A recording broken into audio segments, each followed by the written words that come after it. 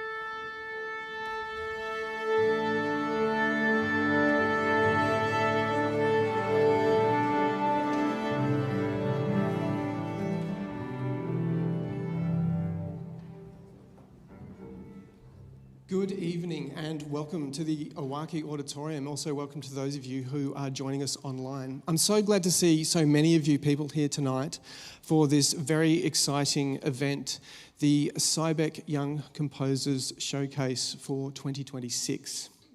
I'm Nick Bochner and I'm the Head of Learning and Engagement with the Melbourne Symphony Orchestra, so it's my very great privilege to be able to oversee all of our emerging artists programs and work with these extraordinary young people that you are about to meet. Now, it's a terrific day because this is the very first concert of season 2026 for the orchestra. They've just come back from holidays. They look very refreshed and energised and ready to blow you away with some great music. Of course, it's going to be an incredible season. This is an amazing instrument, the symphony orchestra in general, this one very much so in particular. And a lot of people have applied their minds and their thought to that over centuries and over the globe. So 2026 is going to bring all of that to you. But tonight, we have our feet firmly in Australia and we are focused firmly on the future as we hear the music that will take us into the future and build this great city and this great orchestra.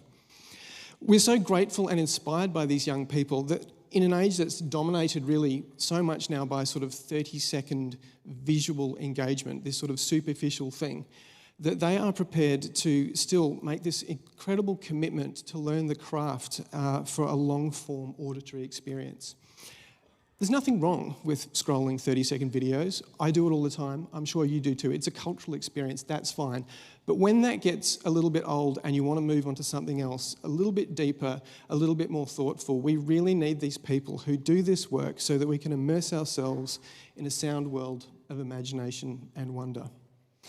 It's a really important project to do this, and it's been going for quite a long time. The Melbourne Symphony Orchestra is so committed to it, but we're incredibly fortunate to have wonderful partners.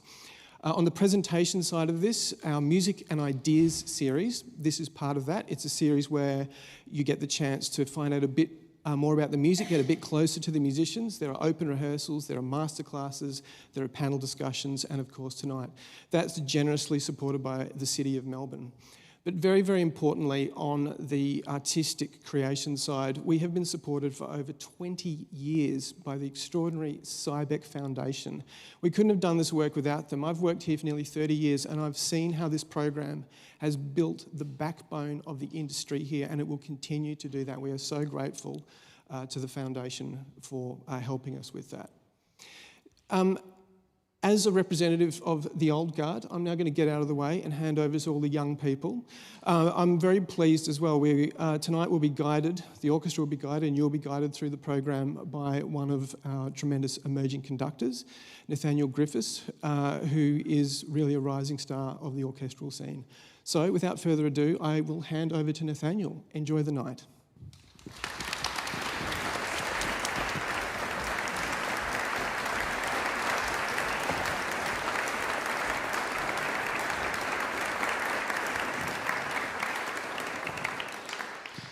Good evening, everyone. So wonderful to see so many of you here tonight. My name is Nathaniel, and it is my pleasure to share 4 incredible new works with you this evening. It has been such a joy to get to know these 4 talented artists over the past few days, and tonight, luckily for you all, you'll get a chance to get to know them as well. Before I invite Maddie to the stage, I just wanted to leave you all with a thought as we move through the evening. Every piece that you hear tonight is being performed for the first time ever. Isn't that incredible? Please welcome Maddie.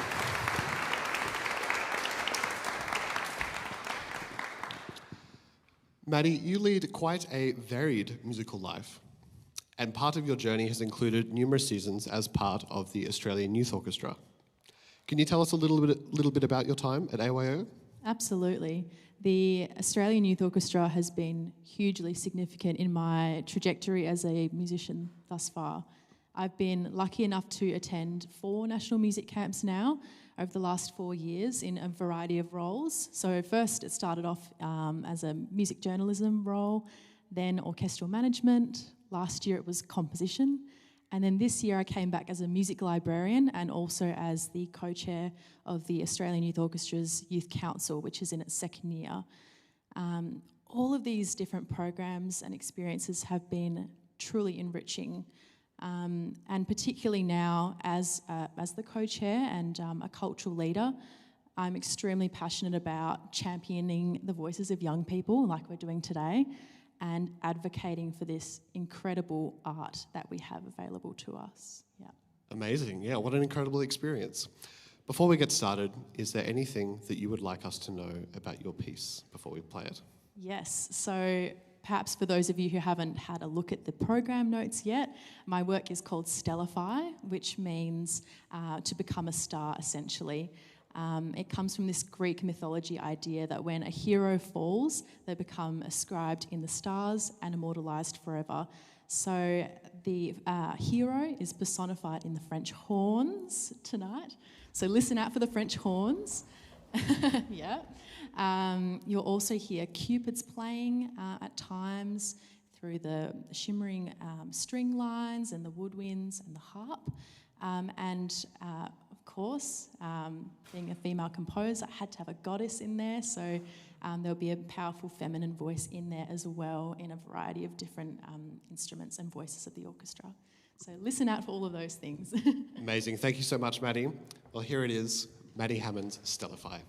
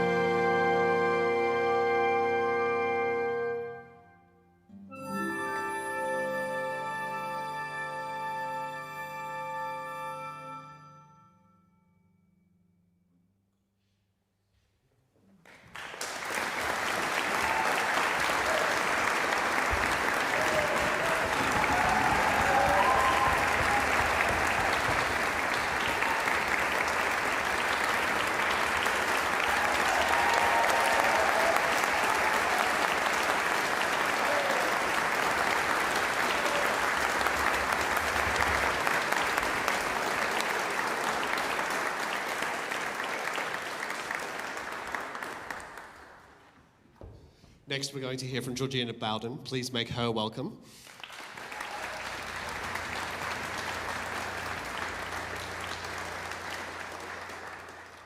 Georgina, tell us about your piece, Catalyst. How do you find inspiration when you're embarking on a new composition?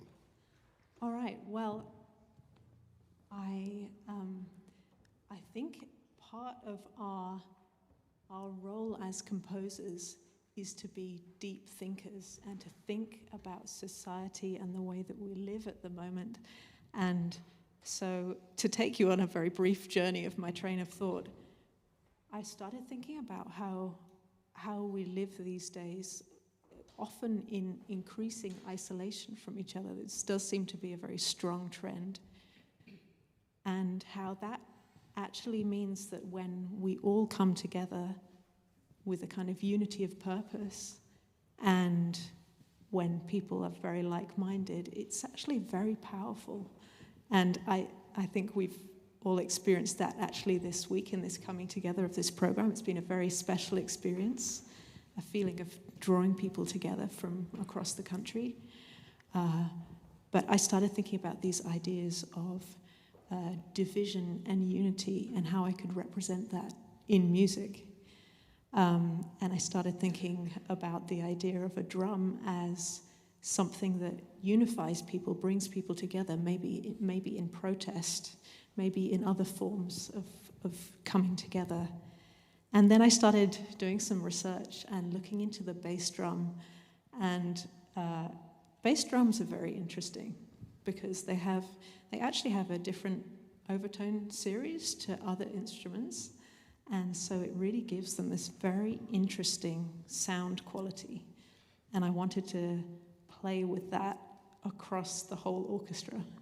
Can you tell us, in layman's terms, and this is a very difficult question, what is an overtone? An overtone is, it's like an additional tone above the fundamental tone that gives a quality to the sound. So I was thinking in particular with this piece, and what I discovered about the bass drum is because it has this different overtone series, it means that the overtones line up differently, it gives a different sound quality, so you often get lots of clashing sounds. You get a kind of different spectral spread of the chord over different registers, and I really wanted to play with that and see what it would sound like if I divide that across the orchestra. What if you only hear a section of that? What if you could hear just the higher parts of that and then gradually introduce the lower and lower elements of that chord? So it was an experiment very much in that way. Well, I think it's paid off, and you'll hear that it's paid off as well. This is Georgina Bowden's Catalyst.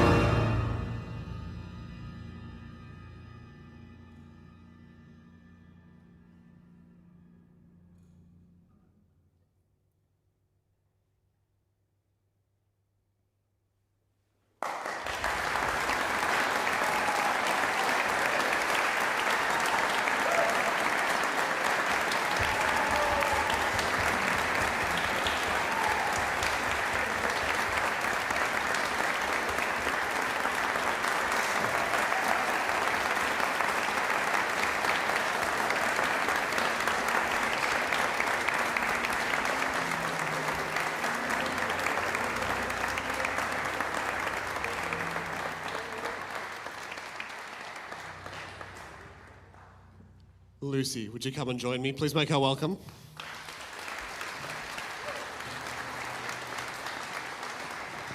We've already heard two very different pieces tonight, and we're about to hear another very different piece. And certainly for me, as somebody who could never, ever compose anything like this at all, it really fascinates me to understand how you arrive at all of these incredible ideas. How do you approach writing a new piece of music? Yeah, well, I think it's a really interesting question, mainly because even just the four of us composers here tonight, we would all have just such different answers, and we would all go about it a completely different way, which I think is fascinating. But for me, when I'm starting a piece, I guess I sit down and I just start brainstorming, and I throw out a whole lot of ideas as I go, and I try and check each idea's, like the validity of each idea, and then when I do find something that I can work with, I go straight to manuscript and I just go from there, because I think it's a very freeing way to start a piece, and then I go from there. So it's a similar thing the way I worked on this piece, but at the time I was at work, I didn't have manuscript, so I did in fact write it down on a piece of paper, just the main theme out in letter names, and then I got home and started working on that, and that's the theme that you'll hear through this piece. Amazing, yeah, that's so interesting. The door in the wall. Is there a favourite moment that you'd like us to listen out for? Well, again, I think it's all part of this theme that I wrote, which you don't actually hear until about 2/3 of the way through the piece. But the thing I like about it is that I take only the first chord out of that, I guess you could call it series of chords in the theme, but that is the only chord that you hear in the remainder of the piece, basically, is that one first chord. And as you will have possibly seen in the program notes, it starts from this single note and expands into 4 notes and then contracts back into that same note. Yeah, and it's based on the story, The Door in the Wall, as you'll see in the program notes. So I guess listen out for all the ways that appears through the orchestra in the piece. Yeah. Amazing, thank you, Lucy. Thank you. Lucy Blomfield's The Door in the Wall.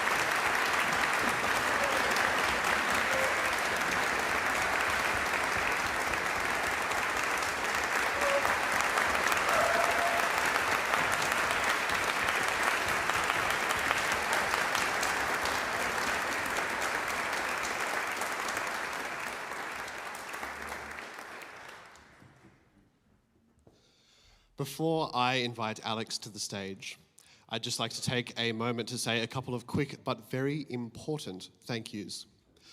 Of course, our 4 Cybec composers are already such incredibly talented individuals, but programs like this exist to help these composers take their artistry to the next level. Each of the composers had a mentor who worked with them over the process, and they are Lisa Lim, Matthew Heinsohn, Fiona Hill, and Kathy Milliken. Please give them a huge round of applause.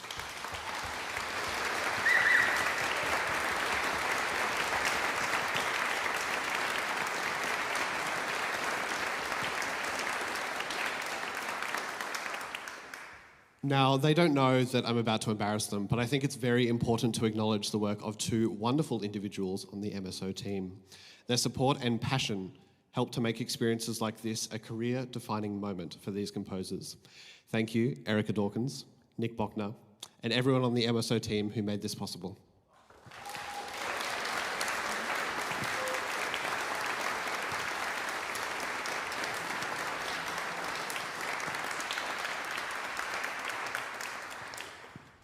And finally, the most important piece of the puzzle. It has been such an immense pleasure for me to work with these wonderful musicians the past few days.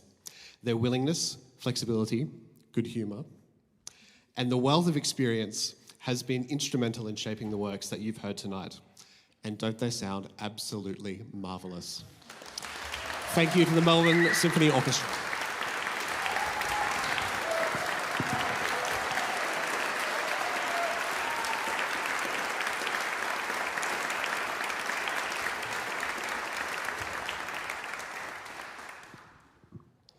Well, I think that's quite enough from me. Alex, please come and join me on the stage. Make him welcome.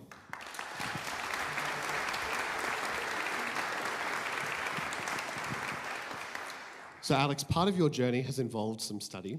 You have a Bachelor's of Music Composition with honours from the Sydney Conservatorium of Music. Would you tell us a little bit about doing a composition degree? What's it like? What do you do day to day? What kind of things do you learn about? Well, it's a very exciting opportunity that you get to be a student, and for many of us it will be a lifelong journey of being a student. But at the con you'll start off doing a bunch of group classes, not only in composition but in oral training, so ear training and learning how to listen, as well as learning how to analyse. It's important, and the goal is of any music degree, not only to churn out a composer, a conductor, or an instrumentalist. It's important to churn out a whole musician. That is, at the crux of it. And then, you'll end up doing some specialties or specialising in composition. So you'll get group lessons with a class where we talk about different techniques, how composers write, orchestration, different methods of composing, and then you'll get a one-on-one if you're lucky. And that one-on-one is designed to mentor you. It's designed to look at your work. It's designed to check if you are going in the right direction. If you're not quite going in the right direction, where do you need to be going, and how to fix that. But it's a wonderful privilege to be a student, and I loved my 4 years. Can't wait to do more. Amazing. Yeah. It's quite a journey that you all go on, absolutely. There is literary inspiration for your work towards the door we never opened. Could you tell us a little bit more about that? Does your music often have literary roots? Yes, absolutely. I love to read. Ended up taking 3 books on my holiday, so it wasn't much of a holiday. It was more Finish them all? Oh, no. A bit sad. This work is about T.S. Eliot's meditations on time. It's his poem, Burnt Norton, examines how we interact with time, how we relate to time, how we are subject to time, ultimately. And he attempts to reconcile how we are subject to time and how we can come to terms with that. And in my work, I've sought to represent that. We hear something that will control the whole piece, a multiphonic. A multiphonic is it's a sonority that normally, when one instrument plays, they produce one pitch, except for the piano or the harp or some other ones like that. When this one pitch is played in this particular way, you get a grouping of sonorities. And this grouping of sonorities contains a whole bunch of different notes. And it is those groups of notes that I've decided to derive the pitch material for this entire work. And so, yeah, it's all linked to this one thing. Amazing. And here it is, Alex Maltas's Towards the Door We Never Opened.